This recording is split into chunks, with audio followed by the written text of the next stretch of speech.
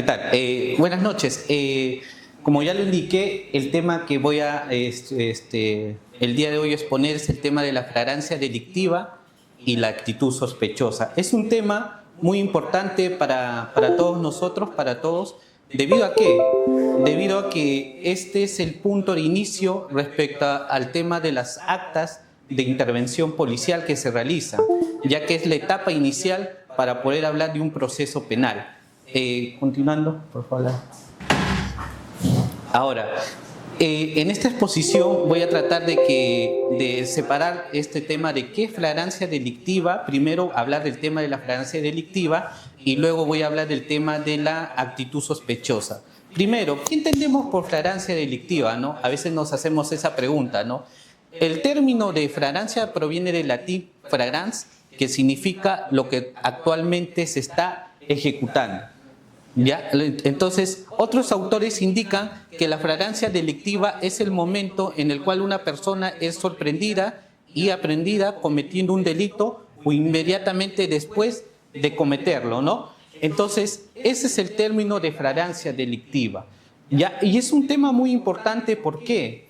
Porque actualmente vemos que cuando personal policial va a realizar una intervención policial, a veces indican que estas intervenciones se realizaron por un tema de una flagrancia delictiva. Es decir, que en ese momento que el policía está por ahí patrullando, está realizando una labor propia de sus funciones, se percata que se está ejecutando ya sea un delito de robo, un delito de hurto, un delito de homicidio. Entonces, al ver este hecho que se está cometiendo, el efectivo policial interviene en ese momento. Es en ese momento el que interviene ante esta flagrancia delictiva. Ahora, se tiene que la Constitución Política del Perú, en el artículo 24, literal F, señala en qué circunstancias un efectivo policial puede realizar una intervención.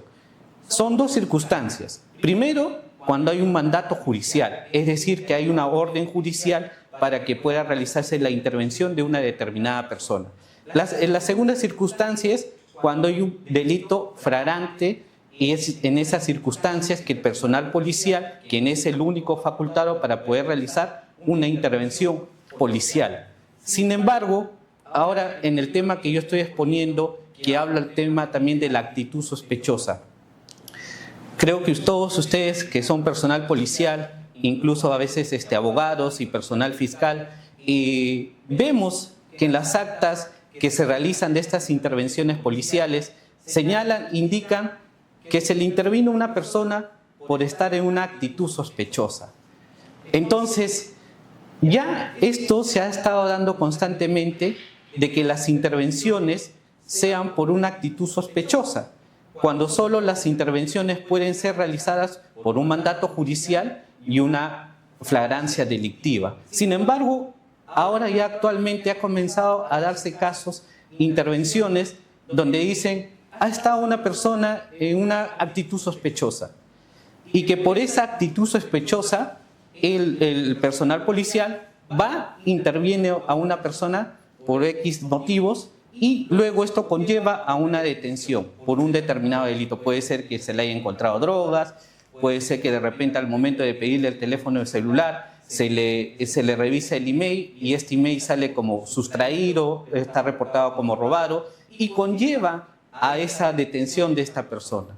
Entonces, cuando mi persona habla de este tema, porque es un tema muy importante, porque es un tema que se está dando y a veces hay que ver si es que esto es algo legal, si esto de verdaderamente es correcto o en qué base yo me voy a amparar para yo poder decir, ¿sabe qué? He detenido a esta persona por una actitud sospechosa. Entonces, cuando vemos este tema, es un poco innovador, es un poco nuevo. ¿Por qué? Porque, como lo indiqué, las únicas formas de intervenir a una persona es por un delito de flagrante y por una orden judicial. Sin embargo, nos preguntamos, o a veces mi persona cuando ve este tipo de intervenciones, y yo le pregunto a veces a los efectivos policiales y le digo, para usted, ¿qué considera actitud sospechosa? Para usted, ¿qué es una actitud sospechosa? O sea, ¿qué te lleva a ti a indicar que una persona está realizando una actitud sospechosa. ¿Qué características tiene que tener esta persona para que esté haciendo una actitud sospechosa? Muchas veces cuando rinden sus declaraciones o cuando dicen eso, dicen, para algunos, una actitud sospechosa es, por decir, caminar a altas horas de la noche, en la madrugada, por la calle. Para ellos eso es algo sospechoso, eso es algo que es fuera de lo común. Otros dicen que una actitud sospechosa es, por decir, cuando ven una persona está caminando por la calle y ve a un efectivo policial y comienza a acelerar el paso. Entonces algunos dicen, eso es sospechoso, porque vio a un personal policial y comenzó a acelerar el paso.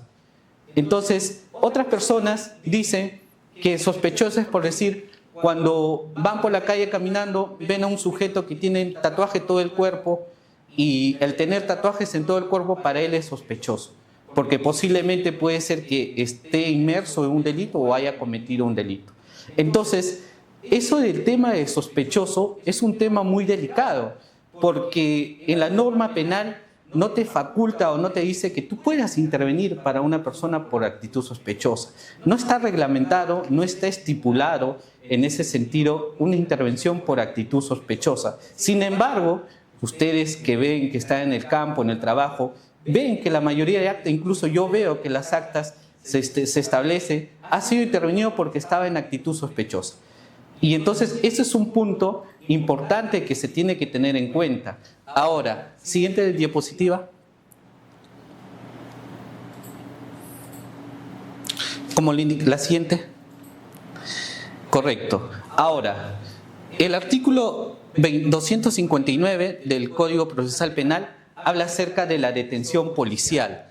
Indica que la Policía Nacional del Perú detiene sin mandato judicial al que sorprenda en flagrante delito, existiendo flagrancia ¿cuándo?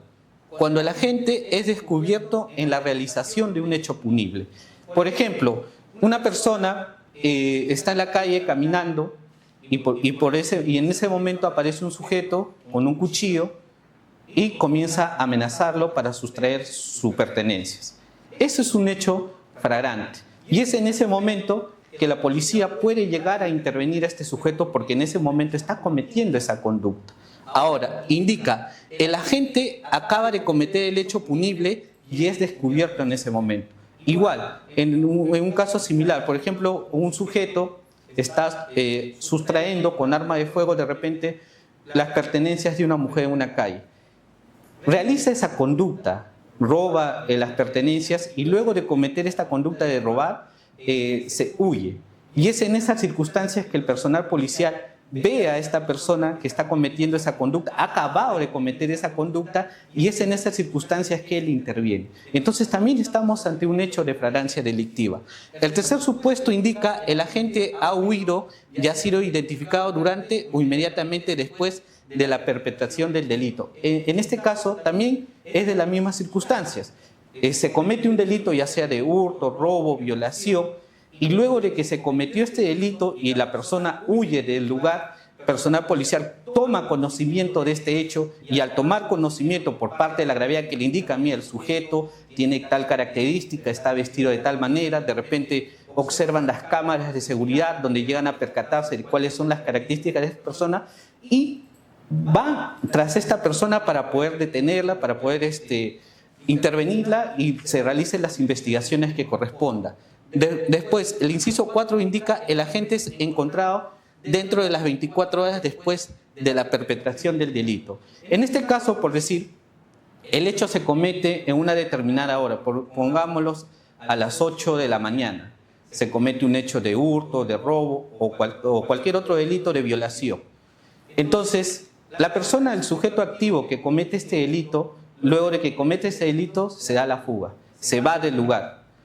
Entonces, la agraviada va a la comisaría, denuncia, le dice, ¿sabes qué? He sido víctima de un delito de hurto, he sido víctima de un delito de robo, he sido víctima de un delito de violación, de tocamientos. Entonces va a la comisaría, presenta su denuncia y le dice, la persona que cometió este hecho tiene tales características, está vestido de tal manera y por lo tanto, personal policial, como el hecho ha sido cometido a las 8 de la mañana, tiene hasta las 8 de la mañana del día siguiente para poder intervenir a esta persona. Y durante ese plazo que él tiene de las 24 horas, él puede realizar actos de investigación y puede realizar la intervención de esta persona. Ahora, ¿qué pasaría, por decir, ¿no?, si ya se cumplieron las 24 horas y no se le pudo detener a esta persona, pero luego de las 24 horas se llega a encontrar a esta persona en algún determinado lugar? Lamentablemente, como ya venció este plazo de las 24 horas, ya no se podría intervenir a esta persona por más que se tenga conocimiento de dónde está.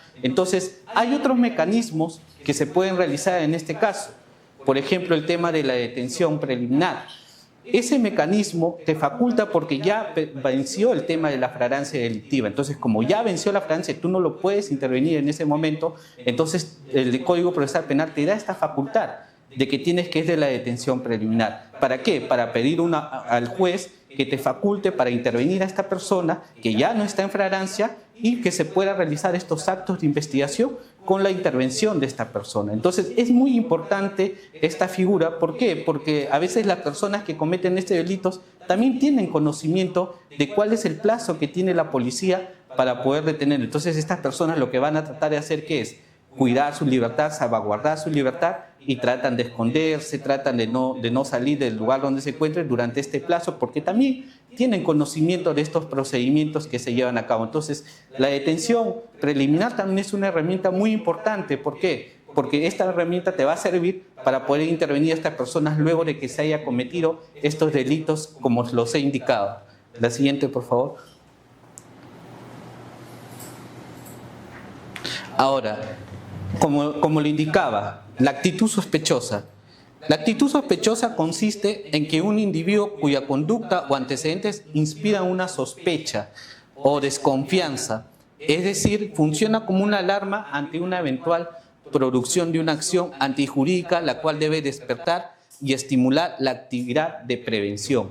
Sin embargo, como lo indicaba, este tema de actitud sospechosa se está utilizando actualmente, se está empleando actualmente para la intervención de diversas personas por diversos hechos, por diversos motivos. Entonces, yo me hago la pregunta, ¿no?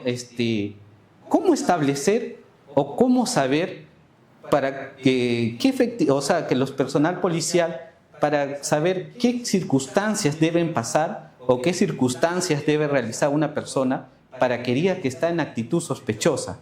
Eso es un tema muy importante.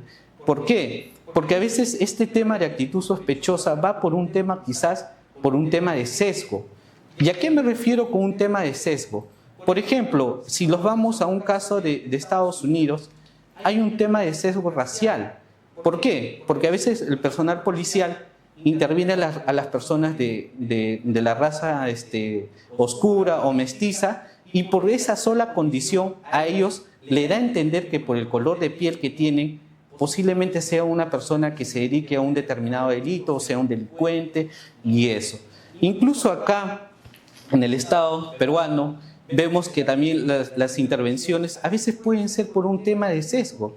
A veces puede ser, supongamos un caso, estamos en la calle, hay una persona que lamentablemente es pobre, no tiene los medios económicos necesarios, y esta persona no se corta el cabello, está con la barba larga, está con una ropa que no está sucia, y esta persona está caminando por la calle. Entonces, un efectivo policial, supongamos, pasa por ahí en ese momento y lo ve, y dice, no, esta persona puede ser que se dedique a cometer algún delito, puede ser que esté vendiendo drogas, puede ser. Entonces, vamos a un tema de sesgo, de que por ciertas características, por ciertas circunstancias, vamos a intervenir a una persona, ¿no? Y eso es un tema muy delicado, porque, como lo indicaba, para tú poder intervenir a una persona, tú tienes que ver que esa persona está cometiendo un determinado delito, está en un delito flagrante, que en ese mismo acto está cometiendo o ha cometido un delito. Sin embargo, a veces por estos temas realizamos la intervención. Y hablo de un tema de sesgo, ¿por qué? Porque también, por ejemplo, pasan por la calle y ven a un sujeto con tatuajes por toda la parte de la cara, con tatuajes en los brazos, y a veces también lo intervienen. Por el simple hecho de que esta persona puede tener un tatuaje, ya es un indicador o decir, ¿sabes qué? No, esta persona puede ser que esté dedicado a un delito, pueda cometer un delito por el simple hecho de tener tatuaje. Entonces, a eso voy, ¿no? Que a veces el tema de la actitud sospechosa quizás tiene una relación con un tema de sesgo, de la intervención por un tema de sesgo, por un tema de cómo te vistes, por un tema del color de tu piel. Supongamos que, por decir, estamos en San Isidro, estamos en Miraflores y ocurre un hecho, un robo, un hurto, y quizás una persona que viene de la sierra está por ese momento paseando por ahí, está caminando, quiere conocer esa zona, que para él es algo nuevo, y ocurre un hecho. Personal policial, ante la comunicación de que ha cometido un delito, se ha cometido un delito en tal lugar, van y a la persona que lo ven dice, lo interviene. Puede ser un posible sospechoso. Por el simple hecho de que esta persona no es una persona de acuerdo al estatus social que para en esos lugares. Entonces, vamos a ese tema, de que damos una determinada característica, que nos basamos en un determinado sesgo para poder intervenir a una persona. Y eso creo que no debería ser así, sino que las intervenciones deben ser por la conducta que uno está cometiendo, por el hecho que uno está realizando. Entonces, eso es muy importante y eso es un tema que se tiene que ver oportunamente. La siguiente, por favor. Ahora, cuando yo hablo del tema de la actitud sospechosa, hay dos teorías en este caso. Uno que es el derecho penal del autor y el otro que es el derecho penal del acto. Cuando yo hablo de estas teorías es muy importante, ¿por qué? Porque cuando hablamos de esto es el derecho penal del autor. Antes, cuando existía este tema del derecho penal del autor, ¿qué indicaban? Decían que hay que sancionar a las personas por la forma en cómo son estas personas. Porque decían que los delincuentes tenían un cierto estereotipo, que los delincuentes tenían un cierto color de piel, que los delincuentes tenían ciertas características. Entonces, ¿qué se hacía anteriormente? Hay que sancionar a esas personas por determinadas características del color de piel, por la forma en cómo se viste, por los tatuajes que tiene, y eso era así antes. ¿Por qué se decía? Porque se decía que estos delincuentes nacían ya con ciertos rasgos, con ciertas características, y que por tener ciertas características o ciertos rasgos, ya esta persona era pasible a que era una persona que cometiera delitos. Y antes se sancionaba de esa manera, el cual era algo inquisitivo, algo que buscaban sancionar a una persona solo por tener, no sé, un color de piel distinto a los demás, o una persona por tener una creencia distinta a los demás, o por tener un perfil que para otros era, no, este es un delincuente. La siguiente. Ahora, luego la otra teoría es la teoría del derecho penal del acto. Esta es una teoría muy importante, ¿por qué? Y esto es lo que se está aplicando actualmente y lo que debería prevalecer en todo tipo de intervención. ¿Por qué? ¿Por qué? Porque a la persona se le debe sancionar por la conducta que ha realizado, no por la forma en cómo se viste, no por la forma en que tiene un tatuaje determinado, no por la forma de repente está con la barba larga, está mal vestido, porque de repente no tiene los medios económicos para poder ir a bañarse, para poder cortarse el cabello. Entonces no le podemos sancionar a las personas por esas características o por esas circunstancias que esa persona tiene, sino que a la persona se le debe sancionar por la conducta que ha realizado. Si esa conducta constituye un delito, entonces hay que sancionarlo, pero por la conducta que ha realizado esta persona, no por las características que pueda tener esta persona. La siguiente.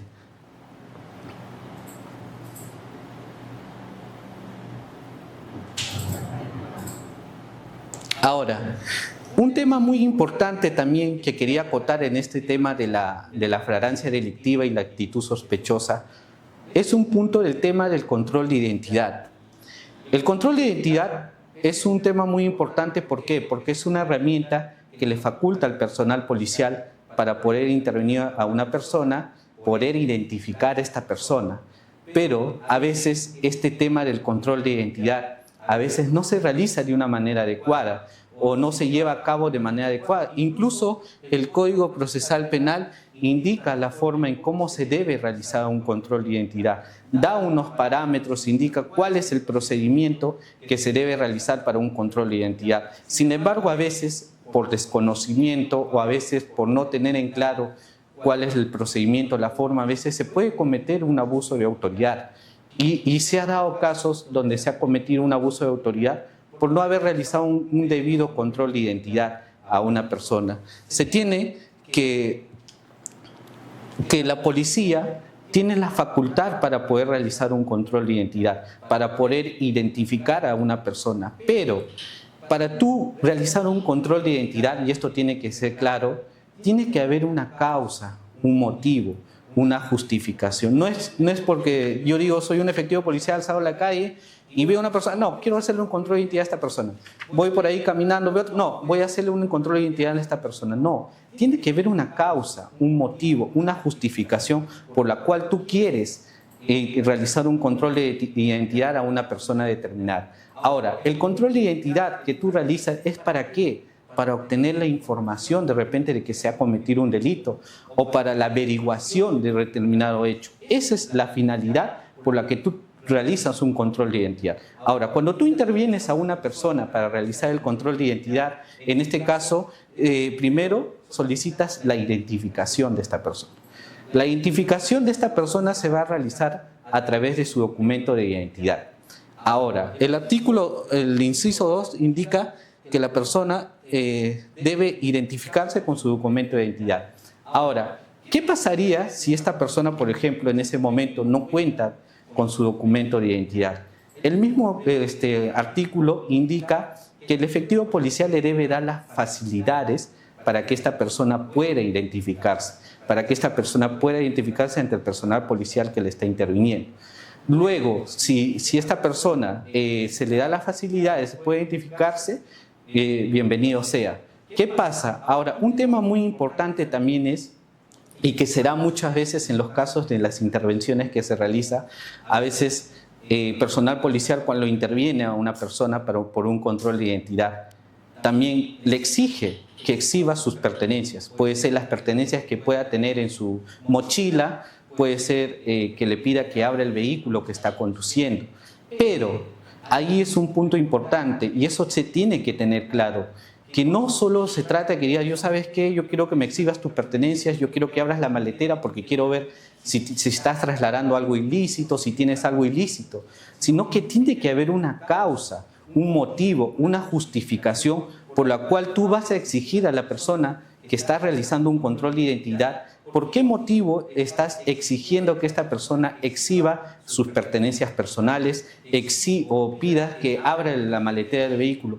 ¿Por qué? Porque tiene que haber una justificación. No se le puede exigir a una persona, ¿sabes qué? Te estoy haciendo un control de identidad y quiero que también me exhibas todas tus pertenencias. No, porque la justificación tiene que estar plasmado. Puede ser que se haya cometido un delito y haya personas o la persona agraviada haya indicado que el sujeto ha estado trasladándose en un vehículo de color tal, de marca tal. Entonces hay un motivo, hay una justificación entonces para yo poder solicitar o para exhibir tu pertenencia. De repente hay un testigo de un hecho que se ha cometido o el agraviado dice el sujeto que me ha robado tiene tales características, está vestido de tal manera. Entonces eso ya a ti.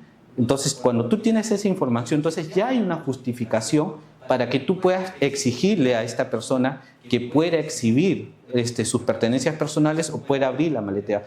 Pero si tú lo haces sin tener ninguna justificación porque simplemente quieres decirle, ya sabes qué, exhíbeme tus pertenencias o abre la maletera porque yo quiero ver, entonces eso es un tema muy, muy delicado, porque tienes que tú establecer un acta, un documento, por qué lo estás haciendo, por qué estás realizando dicha conducta. Ahora, luego indica, si la persona no puede identificarse, se tendrá que llevar a la comisaría para que se le pueda realizar un control biométrico para poder identificarlo y que esta detención no puede durar más de 4 horas. Asimismo indica que se le tendrá que dar la facilidad a esta persona para que pueda llamar a algún familiar y pueda comunicar de esta situación.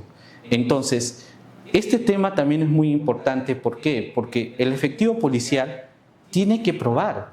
que efectivamente se le ha dado esta facultad a la persona que ha detenido para un control de identidad, para que pueda darle las facilidades, para que pueda comunicarse con algún familiar de que le está interviniendo. Y que esta detención incluso debe estar plasmada en un cuaderno respecto a la hora que se ha realizado la intervención y la hora que se está terminando de realizar la detención de esta persona para un control de identidad. ¿Por qué digo esto que es muy importante? Porque actualmente se está llevando, y sabemos, un caso muy importante es el caso Azul Marín versus el Estado peruano. ¿Por qué digo es muy importante este tema del control de identidad? Porque le explico brevemente, el caso Azul Marín es de una persona que tiene una orientación sexual distinta y que esta persona estaba caminando en altas horas de la noche por la calle dirigiéndose a su casa. En ese transcurso que esta persona estaba caminando a altas horas de la noche, que era casi las 2:30 de la noche, con dirección a su casa, pasa un patrullero. Y el patrullero pasa y le pregunta, ¿qué haces? Y ella le dice, estoy caminando a mi casa, estaba un poco mareada, estaba caminando a su casa. Y luego este personal policial la interviene y sin motivo alguno la llevan en un patrullero y lo llevan a la comisaría, y es ahí donde la comienzan a violar y agredir físicamente. Entonces, luego cuando la persona de Azul Marín denuncia estos hechos, se abre una investigación y se va hasta la Corte Interamericana, y los policías que habían intervenido a Azul Marín en ese momento indicaron que la intervención fue por un control de identidad. Sin embargo, cuando se le toma la declaración, cuando se le pregunta de qué manera se realizó este control de identidad, ellos indicaron de que no contaban en ese momento con su DNI y que por ese motivo inmediatamente lo trasladaban a la comisaría. Y que en la comisaría comenzaban a realizar los trámites para poder identificar a esta persona. Sin embargo, cuando la Corte Interamericana ve este caso contra el Estado peruano, la Corte Interamericana dice que el Estado peruano, que a través de los policías que intervinieron en ese momento, no realizaron el procedimiento del control de identidad de una manera adecuada.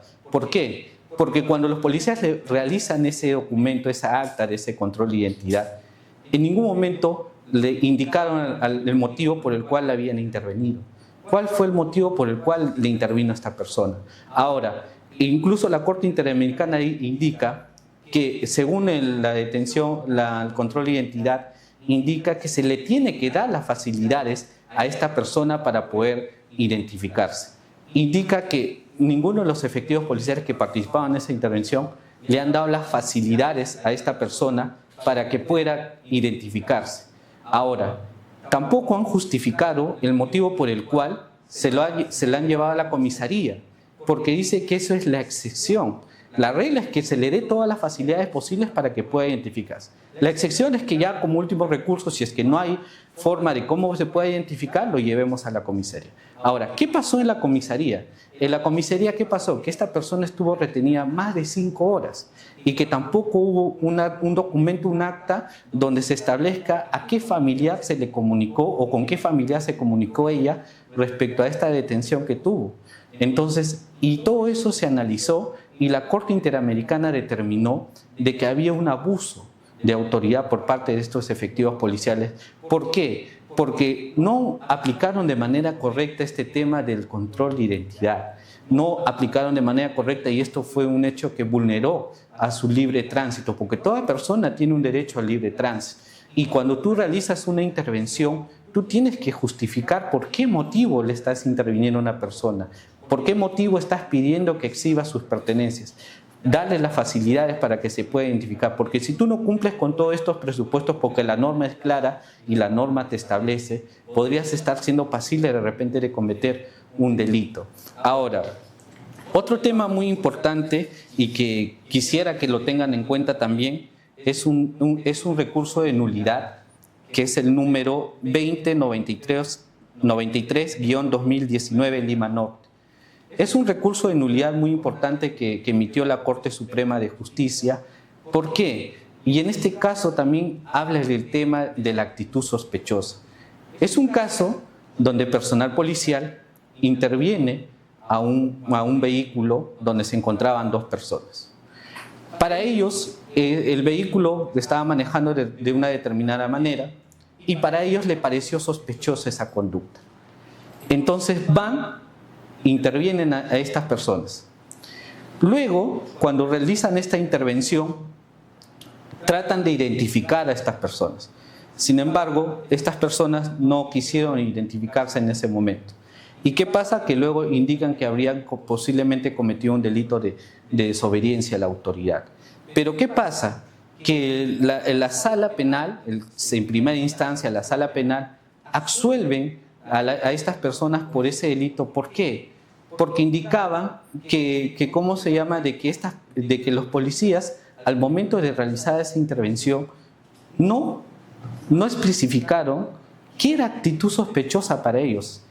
¿Qué conducta para ellos le pareció sospechoso para que ellos puedan intervenir a una persona, a un vehículo? Entonces, no se explica qué es para ellos una actitud sospechosa.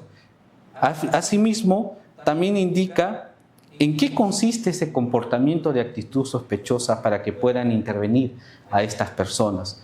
Ahora, no puede ser que ante la negativa de que identificarse ya está en un delito flagrante de desobediencia a la autoridad.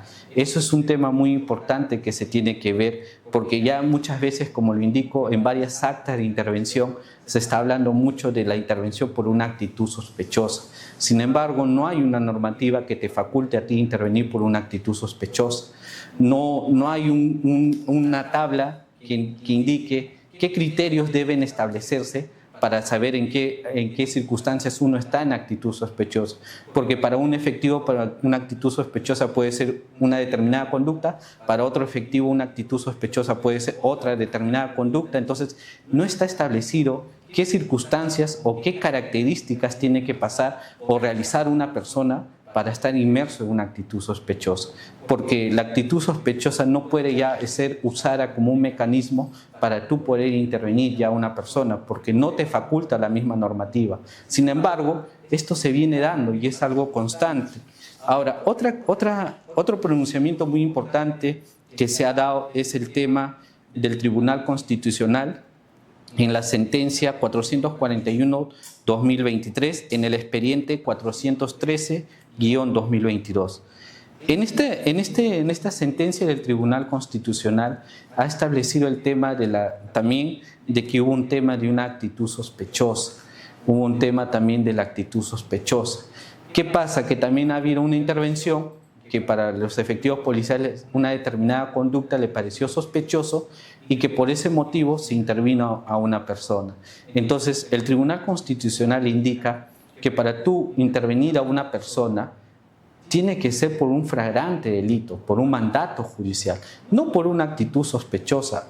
Eso es lo que indica. Incluso indica de la forma en cómo tiene que darse. ¿Por qué? Incluso el Tribunal Constitucional indica respecto al tema de la flagrancia delictiva, porque la intervención que realiza la policía es por flagrancia delictiva. Incluso indica qué elementos o qué requisitos deben darse para que digamos que estamos ante una flagrancia delictiva. Indica primero que debe haber una inmediatez temporal, es decir, que el delito se esté cometiendo o que se haya cometido en ese instante. Y segundo, que debe haber una inmediatez personal. Es decir, que el presunto delincuente se encuentre en el lugar de los hechos, en el momento de la comisión del delito y esté relacionado con el objeto o instrumentos del delito. Eso es la facultad y en esas circunstancias se le faculta al personal policial para realizar esta intervención de las personas por cualquier delito que esté cometiendo, pero que tenga una inmediatez temporal y una inmediatez personal. Sin embargo, no habla nada del tema de esta actitud sospechosa, pero sin embargo, esto se está aplicando y se está dando en algunas intervenciones. Entonces, hay que tener cuidado en ese aspecto porque puede ser pasible de que uno pueda ser denunciado de repente por un delito de abuso de autoridad, pueda imponerse un habeas corpus porque esa detención no ha sido por un flagrante delito, sino que ha sido por una actitud sospechosa. Y se ha dado estos casos, como le digo, estas doctrinas, estas jurisprudencias que se han emitido, que hablan acerca de ese tema. Entonces, hay que tener mucho cuidado en ese aspecto. Ahora, el tema también muy importante es que cuando se realizan estas intervenciones policiales por actitud sospechosa o por otras circunstancias, a veces se da casos, se ve que cuando los efectivos policiales rinden sus declaraciones ante la fiscalía o cuando la investigación está realizando la misma policía, a veces vemos que se da casos de que hay contradicciones en sus declaraciones. Y eso es un poco preocupante, ¿no? Porque si todos, el grupo que participa en esta intervención, todos tendrían que decir un mismo hecho, porque es una misma conducta, es solo un hecho, una forma en cómo se ha realizado el delito o cómo se ha cometido, cómo se ha realizado la intervención. Sin embargo, se da casos en que a veces cuando rinden sus declaraciones dan declaraciones distintas, hechos distintos. Entonces eso es un poco preocupante porque si todos han participado en esa intervención no podría haber diversas versiones respecto a un mismo hecho en donde todos han participado. Entonces eso es muy importante porque incluso a veces se le pregunta en qué circunstancias tú puedes intervenir a una persona y muchos dicen porque está en actitud sospechosa. Muy pocos indican que no, yo lo intervine porque estaba en flagrancia delictiva o porque hay un mandato judicial. Entonces ya como que se está normalizando ese tema de la intervención por actitud sospechosa, ¿no? Entonces es muy importante conocer, es muy importante, ¿por qué? Porque esto de alguna manera les va a servir a cada uno de ustedes para que cuando puedan realizar estas figuras, que será el control de identidad, la detención policial, ustedes tengan muy claro en qué circunstancias se puede estar. Porque es muy importante esto, ¿por qué? Porque a partir de este acta de intervención que se realiza, es el inicio de todo un proceso hasta la etapa de juicio donde se va a determinar la responsabilidad o no de una persona. Pero ¿qué pasaría si por decir este acta hay algunas inconsistencias, hay algunas incoherencias o no hay hechos claros, precisos? Por más que se trate de defender ese caso, ese hecho, al final lo que va a pasar ante alguna duda, ante alguna contradicción, ante un hecho, le va a favorecer a la persona que está siendo procesada. Entonces, yo creo que el acta de intervención policial es muy importante porque ese es el inicio de todo un proceso penal. Porque si el acta de intervención policial se ha hecho de una manera adecuada, se ha precisado los hechos, la hora, el momento de esta intervención, entonces esta acta, por más que los abogados cuestionen, por más que los abogados presenten nulidades, recursos de tutela, créanme que ese proceso va a ir y se va a obtener una sentencia. Y eso es muy importante. Ahora, el tema quiero decirlo esto así como para que pueda servir de alguna manera para todos ustedes, ¿no? Que se están capacitando, que se están cada día para poder mejorar. El tema también es importante en la función policial, el tema de la realización de las actas. Esto es muy importante. ¿Por qué? Porque a veces las intervenciones que se realizan dicen que han recibido una información de una fuente humana y que esta fuente humana no se quiere identificar por X motivos, porque tiene miedo a represalias, porque tiene miedo que luego cuando descubran su identidad puedan amenazarlo, puedan matarlo. Sin embargo, a veces es muy importante esto. ¿Por qué no realizar un acta de esa recepción de esa información de esa fuente humana? Y eso sería un punto muy importante para esas intervenciones que se realizan. ¿Por qué? Porque ya tienen un documento donde han recibido la información de esta fuente humana y están redactando en qué circunstancias se recibió esa información y eso estaría en un documento plasmado. Y eso es muy importante, yo creo, para que puedan realizar este tipo de intervenciones, para que le pueda dar mayor legalidad a sus intervenciones. Por ejemplo, también a veces hay intervenciones donde se dice la persona que se le ha intervenido ha autorizado el ingreso a su domicilio. Sería mejor también, yo digo, para que ustedes también traten de salvaguardar su integridad, de que realicen un acta de autorización de ingreso a domicilio, donde la persona firme y diga, esta persona, siendo tal hora, ha autorizado el ingreso a su domicilio, está su firma. Con ese documento, créanme que es un respaldo para ustedes cuando luego se realicen los actos de investigación. ¿Por qué? Porque a veces estas personas intervenidas, luego cuando declaran o luego cuando ya tienes su defensa, va avanzando el proceso, va a decir, yo en ningún momento les he autorizado que ingresen. Ellos han ingresado a la fuerza.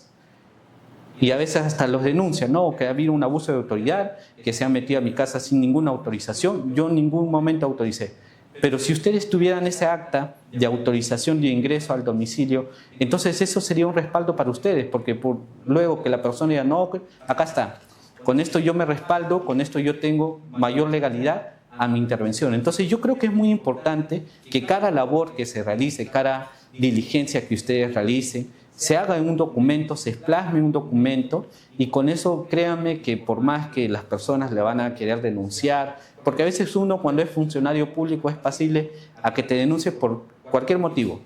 Eso es lamentable, porque a veces uno como funcionario también tiene que ir, pero es así. Pero si tú haces bien tu trabajo, si tú realizas bien tu acta de la intervención, explicas el motivo, realizas las actas por cada circunstancia, créeme que por más que denuncien, por más que hagan lo que hagan, hay un respaldo y eso le va a favorecer enormemente a ustedes para la labor que se viene realizando, ¿no? Ya que es una labor ardua, es una labor que se debe realizar con mayor cuidado, celo, para que lograr, ¿por qué? Porque la finalidad de todo esto es lograr que esa persona que ha cometido un delito sea sentenciada, se le imponga una pena, una reparación civil, y para ver que el sistema efectivamente está funcionando, que efectivamente se está haciendo bien las cosas, porque por ejemplo, si no se realiza una buena acta de intervención, si a veces, por decir, van a rendir su declaración y hay incoherencias en sus declaraciones, entonces hay contradicciones en sus declaraciones, créeme que esa pequeña duda que al momento de decir, por decir, uno dice que la fuente humana es un hombre, el otro efectivo policial dice la fuente humana es una mujer, tan solo ese término ya desvirtúa todo el trabajo que ustedes están haciendo. Entonces es muy importante ese tema para que poder lograr que estas personas que han sido intervenidas sean sentenciadas y paguen por esos delitos que están cometiendo, ¿no? Eso sería todo el tema de mi participación. Ya, gracias.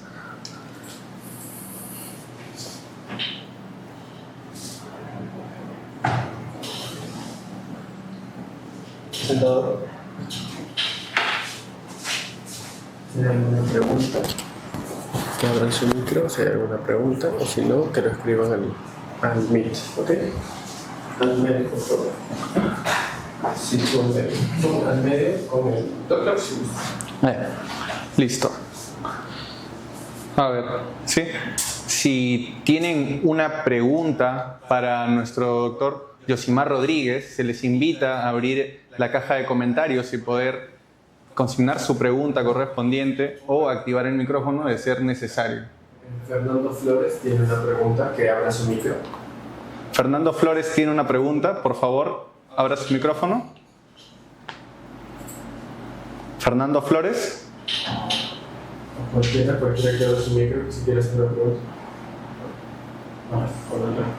Ya. A ver, seguimos con la ronda de preguntas. Señor Fernando Flores o alguien más que desee hacer una pregunta al doctor Yosimar Rodríguez, por favor, abra su micrófono y preséntese.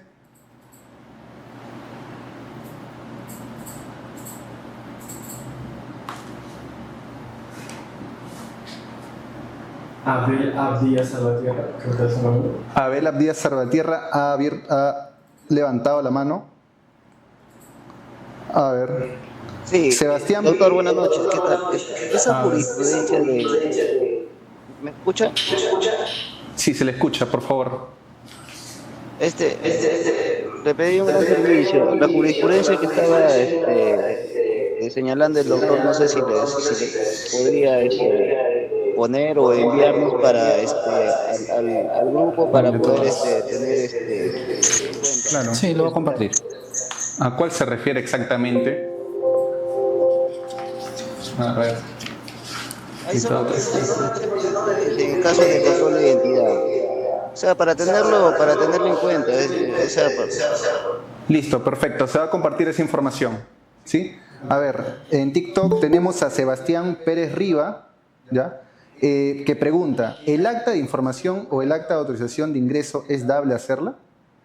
Sí, ya, a ver, como le indiqué, cuando un efectivo policial va a realizar la intervención de una persona, ya sea que por decir ha ingresado a un domicilio, porque de repente van a verificar qué cosas puede tener en ese domicilio, es dable realizar. ¿Por qué? Porque es una herramienta para que ustedes puedan protegerse ante una posible denuncia por un abuso de autoridad. ¿Por qué? Porque ¿qué pasa en diversos casos? Cuando ingresan al domicilio encuentran drogas, encuentran armas de fuego, pueden encontrar diversos artefactos explosivos. ¿Qué pasa luego cuando se realiza la investigación y la persona que es propietaria de ese domicilio dice no, yo en ningún momento he autorizado, ellos se han metido a la fuerza y yo los he denunciado por abuso de autoridad? Pero ¿qué pasaría si un efectivo policial dice ya, tú me estás autorizando para ingresar en este momento a tu domicilio, redacta un acta? En este momento, siendo de tal hora, se ha intervenido esta persona por la presunta comisión de un delito y realizo un acta de autorización donde la misma persona te está autorizando para que tú puedas ingresar a ese domicilio. Esta acta que tú realizas te va a servir ¿para qué? Como una protección para ti y como darle legalidad a lo que tú estás indicando. Es decir, que lo que tú estás indicando, refiriendo, es lo que ha ocurrido en ese momento, que hay una autorización. Porque luego puede decir, no, yo en ningún momento le he autorizado, los efectivos policiales han ingresado a la fuerza, yo tengo testigos donde han roto la puerta, se han metido, y el efectivo policial, no, pero si tú me has autorizado el ingreso, pero es tu palabra contra esta persona. Pero sin embargo, si tú tienes un acta de autorización donde él te lo ha firmado, luego así diga lo que diga, hay una autorización. Y eso te va a servir para ti, ¿para qué? Para darle mayor legalidad a esa intervención que tú has realizado. Listo. A ver. Señor Ventura pregunta, doctor, buenas noches. Por ejemplo, si una persona por medio de una llamada telefónica comunica que una persona está tomando fotos de su vivienda por no querer dar sus datos, pero no quiere dar sus datos, ¿procede la intervención? A ver, ¿cómo ¿Sería el acta con el número telefónico para poder hacer el control de identidad? Claro, por eso le digo, cuando se da cualquier hecho, cualquier circunstancia, es mejor dejar plasmado en un acta. Por decir, una persona, por decir, te llama, una llamada anónima, por decir, ¿no? En tal lugar se está cometiendo un delito, o una persona ha cometido un delito, tiene ciertas características, tiene, no sé, está en tal lugar, su domicilio tiene tales características. Es bueno siempre levantar un acta, es bueno siempre realizar un documento. ¿Para qué? Para avalar. ¿Por qué? Porque en base a este documento, a esta llamada que he recibido a la comisaría, he recibido una llamada del número tal donde me ha comunicado que ha tomado conocimiento de un delito, ha tomado conocimiento de un hecho que se está dando, una agresión física, no sé, psicológica, una violación. Entonces, ante ese conocimiento tú levantas un acta porque tú eres el efectivo policial que estás tomando conocimiento de ese hecho. Entonces, realizas tu acta, pones la información de qué número te han llamado, a qué hora te han llamado, y en mérito a esa información que tú has recibido, puedes ir a verificar, a corroborar esa información. Posiblemente puede ser que llegues al lugar y esté por ahí la agraviada, la persona que ha sido afectada, y te diga, no, sí, tal sujeto ha cometido un hecho. Entonces, tú has ido a ese lugar al mérito a una información que has recibido y ahí está tu acta de esa información que tú has recibido. Perfecto. El señor Sebastián Pérez Rivas pregunta, control de identidad, ¿menciona ser justificado o motivado ante los operativos que se hacen? Correcto. El control de identidad, como lo indiqué, es con la finalidad de ¿qué? De poder recabar una información de que se esté cometiendo un hecho, poder recabar una información de qué es lo que está sucediendo. También puede haber operativos que sean con la finalidad de realizar un control de identidad. ¿Por qué? Porque puede ser que estemos de repente en un estado de emergencia, puede ser que haya ocurrido un determinado delito, se tenga información de que posiblemente esta persona esté en un lugar determinado. Entonces, esto ya es un motivo, una justificación. ¿Por qué? Porque tú estás realizando el control de identidad. ¿Con qué finalidad? De poder encontrar, ubicar a una persona que esté inmerso en un delito. Y tienes una justificación. Pero es distinto que tú vayas por la calle y vas y ves a una persona y lo vas a hacer un control de identidad, pero no tienes ningún motivo para realizar ese control de identidad. Entonces tiene que haber una justificación, tiene que haber un motivo, porque estás vulnerando por ese momento el derecho de libre tránsito. Toda persona tiene su derecho a libre tránsito y toda persona puede transitar por donde él quiera. Y entonces, para tú en ese momento pararlo y decirle, sí, mira, ¿sabes qué? Voy a realizar un control de identidad porque ha ocurrido un hecho delictivo hace una hora, han robado a una persona y la persona tiene característica tal y puede ser que tú tengas las similares características, tú tienes las similares características, entonces quiero verificar si tú estás inmerso de repente en un hecho, tiene una requisitoria, pero hay una justificación, hay un motivo por el cual tú estás reteniendo por breve tiempo a esa persona. Entonces hay un motivo, hay una justificación y muchas veces se da este tema de que a veces cuando realiza el control de identidad la persona dice, pero ¿por qué motivo me estás deteniendo? ¿Qué he hecho yo? ¿Qué he cometido yo? Entonces, el efectivo policial, sí, el control de identidad se está realizando porque hay un operativo de cualquier circunstancia y es necesario verificar la identidad de todas las personas que estén en ese momento por dicho lugar, porque en este lugar se ha cometido un hecho delictivo, entonces estamos identificando porque posiblemente puede ser que por acá esté el autor de ese delito. Entonces ya tú tienes un motivo, una justificación por la cual estás realizando dicha conducta, ¿no? Listo. Tenemos una pregunta en el Meet. Pueden abrir su micro. Robert Churata. Sí, doctor, buenas noches.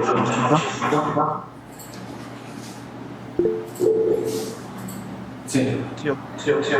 Mi pregunta va, digamos, encontrándose un efectivo policial en la calle, realizando con una persona brindando inmediaciones de un inmueble, ¿no? Y al momento de que la postura de las personas que en un grupo que me quedó información se niegue en las personas cuando consideran que tuvo información varios que se circulan de esa forma y las personas que desean hablar su persona doctor. No se escucha. A ver, no está muy audible. Tiene que acercarse un poco más En al el micrófono. Ahora se escucha doctor. Mejor. A ver, sí, mejor. Hable, por favor. Sí, doctor. Comentaba ya ahora que estando servicio de la calle, sé que una persona que indica que por diferentes hay personas al momento de debate otro día me quedé lograr sobre su resultado la persona informática esta salida a brindar su datos, ¿no? Porque no. Entonces es válido consignar en el acta, digamos, que actuó a mérito de la información brindada por una persona de sexo masculino en caso de que la persona no desee dar datos personales del doctor. Sí, correcto. Eso es válido, ¿por qué? Porque tú estás teniendo ya una justificación de por qué estás realizando esta intervención, esta retención. ¿Por qué? Porque, como lo indicaba, a veces estas personas que acuden en las comisarías, estas personas no quieren brindar sus datos porque tienen temor a las represalias, tienen temor a que luego lo vayan a amenazar, tienen temor a que hasta le puedan quitar la vida.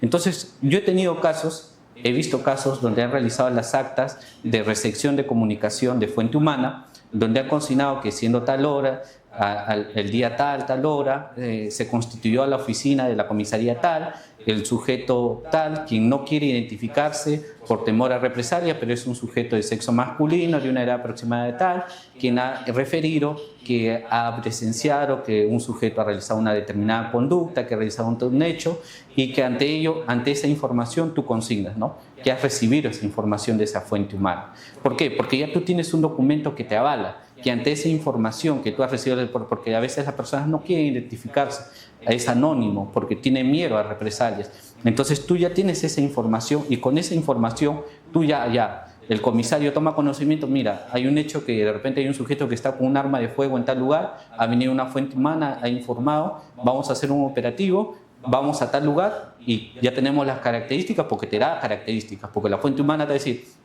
el sujeto está vestido con pantalón tal, con polo tal, con zapatilla tal, es una persona de contextura delgada, entonces tú ya tienes esa información de cuáles son las características de esta persona y cuál es la forma o vestimenta que tiene esta persona. Entonces con esa información que tú tienes ya tu acta de recepción de información de fuente humana, con esa acta vamos a hacer la intervención, ya tenemos acá. Y luego de repente interviene y eso también te va a servir. ¿Por qué? Porque uno de los documentos vas a tener el acta de intervención, vas a tener el acta de recepción de fuente humana y con todo eso te va a avalar. ¿Para qué? Para que luego esa intervención ha sido realizada. ¿Por qué? Porque cuando tú vas a rendir tu declaración, Cuando te van a citar, por decir, a declarar, tú vas a decir, ¿cómo es que has tomado conocimiento? No, porque yo recibí una información de una fuente humana. Y eso se plasmó en un documento, el cual obra en la carpeta, en el informe, ahí está ese documento y ese documento está plasmado con tu firma. Y eso es lo que motivó a que tú puedas realizar esta intervención, ¿no? Listo, perfecto, doctor. Tenemos una pregunta en el chat de TikTok que indica, ¿no? Doctor, disculpe, en un caso de violencia familiar, si el denunciado se encuentra en la vivienda de la agraviada y la agraviada, por acelerar el procedimiento, nos da la autorización para ingresar, ¿yo puedo grabarla, ya, para consignarla en mi acta de ingreso a la vivienda? Claro. También puede ser una grabación, porque a veces cuando se ingresa a un domicilio, a veces personal policial graba ese momento en cuando está ingresando al domicilio. ¿Para qué? Para luego evitar suspicacias, para luego decir, no, mira, esas cosas no estaban ahí, eso no está ahí, eso me lo han sembrado, eso me lo han plantado. Entonces es también una herramienta del cual es grabar, porque a veces incluso actualmente se está queriendo implementar el tema de que los policías, el personal policial cuente con una cámara para que puedan estar realizando sus servicios y en la cámara pueda grabar todo eso. Entonces es importante, ¿por qué? Porque al grabar es igual también porque se va a visualizar ese video de esa diligencia de lo que ha realizado, donde se va a grabar, va a ver que la persona está autorizando el ingreso a su domicilio, que es la propietaria, y está autorizando porque está en flagrante delito, porque se está cometiendo un hecho en flagrante, y ella está autorizando para que ingrese, y todo eso está grabado, y se está grabando la forma, el modo, las circunstancias, en cómo se ha realizado la intervención de esta persona. Entonces, eso también es una herramienta muy importante, porque quizá de repente en ese momento estar redactando el acta es un poco complicado, pero si tienes la forma, los medios para poder grabarlo, eso luego se le puede presentar y luego se va a visualizar y se va a corroborar la forma en cómo se ha realizado esa intervención, ¿no? Porque al final, cuando rindan su declaración, se va a corroborar con los videos. ¿Y qué más que un video, no? Porque a veces es mejor ver un video porque ya es indiscutible, irrefutable, porque el video dice más que 1000 palabras, ¿no? Porque ya estás viendo cómo se ha realizado toda la forma y eso le va a dar mayor credibilidad a tu intervención, porque el juez, vamos a juicio, pido que se visualice el video de la intervención tal. Se va a juicio, se realiza la visualización y el juez va a ver, no, efectivamente se ha realizado la intervención de esta manera, efectivamente la agraviada le ha autorizado el ingreso y se ha realizado la intervención de esta manera. Entonces, eso es muy importante, ¿no? Porque, como lo digo, ¿no? Siempre que el personal policial siempre tiene que realizar las actas. Yo sé que a veces, oh, no, pero acta esto, acta el otro, pero de alguna manera eso le va a dar un mayor sustento, un mayor respaldo a esas intervenciones que ustedes realicen. Por ejemplo, a veces, ya, vamos a comunicar al fiscal, vamos a hacer esto, entonces hay que hacer actas. Igual, personal fiscal también a veces tenemos que hacer una diligencia, levantamos acta. Hacemos esto, levantamos acta. ¿Por qué? Porque toda esta documentación va a dar un respaldo de qué es lo que tú estás haciendo, qué función has cumplido, qué actividad has realizado. Entonces, todo eso es importante para la labor de ustedes, ¿no? Listo. Tenemos unas preguntas en Meet. A ver, las últimas preguntas, por favor. Pueden abrir sus micros.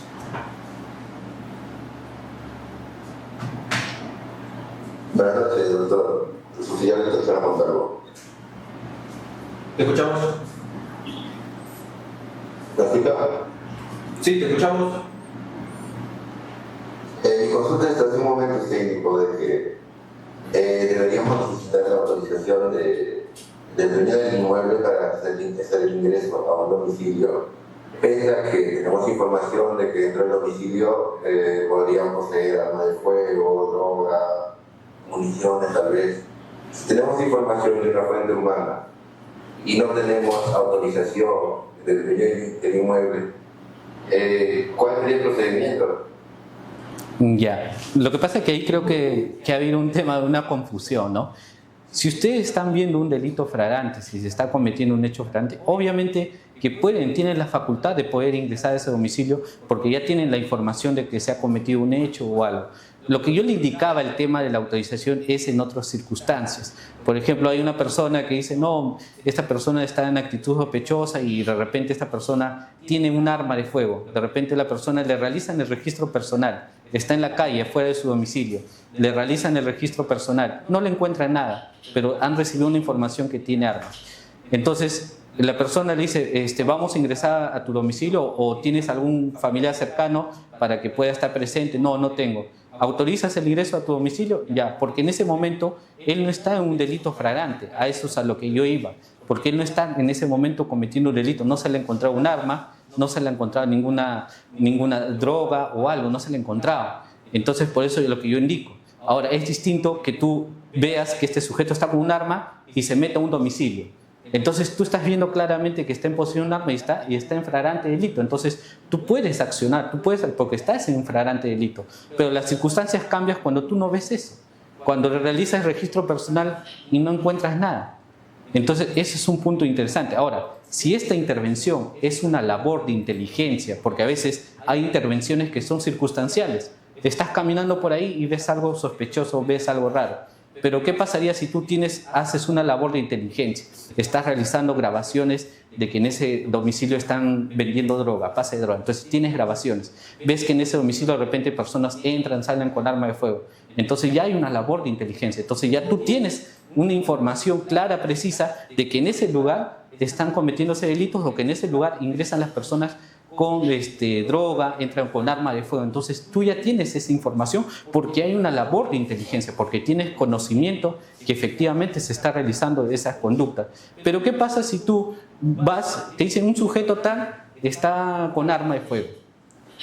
Intervienes a esta persona, porque es un hecho circunstancial, no es ninguna labor de inteligencia, no tienes conocimiento que puedas encontrar o no en su domicilio.